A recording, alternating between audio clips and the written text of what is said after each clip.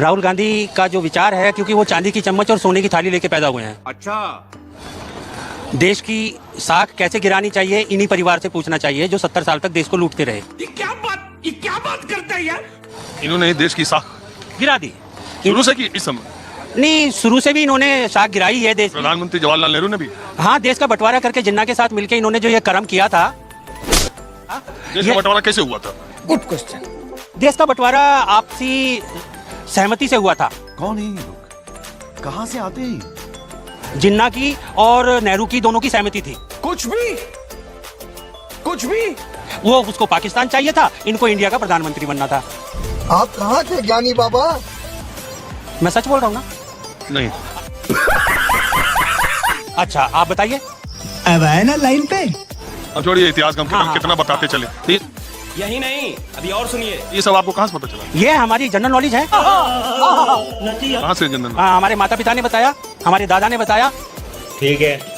पुराने किले के अंदर हमारा गांव नंगली रजापुर था, तो क्या नाचो में? जो 1933 में खाली हुआ। अंग्रेजों की किताब भी पढ़े हैं कि खाली सुने?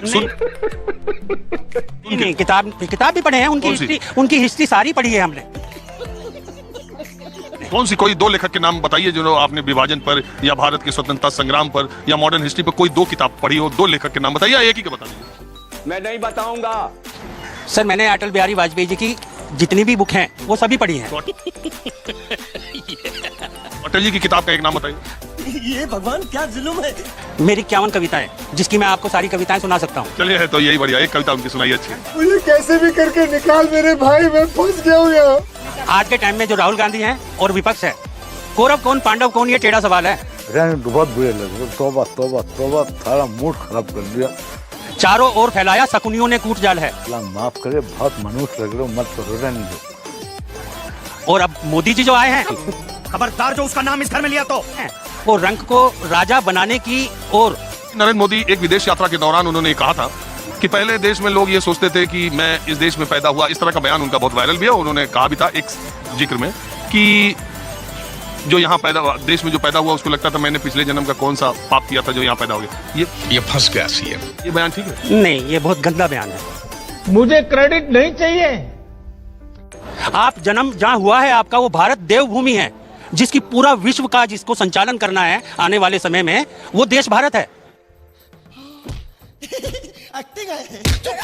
जो गुलदस्ता है। लेकिन उस बयान की उस समय इस तरह से चर्चा नहीं हुई कि उन्होंने देश में का अपमान कर दिया। राहुल गांधी की चर्चा हो रही, जबकि वो सर ऐसा है, एक लेक्चर देने गए थे। आपको लगता है किसी नेता के बयान से देश का अपमान होगा? पता नहीं सर, ऐसे अनसमझ जिनको समझ ही नहीं है, वो वहां जाकर बयान देते हैं, जिन्होंने चांदी की चम्मच सोने की थाली देखी है। बड़ा हरामी हो बेटा। अरे मैंने तो दोनों पक्ष का बता दिया आपको। खत्म,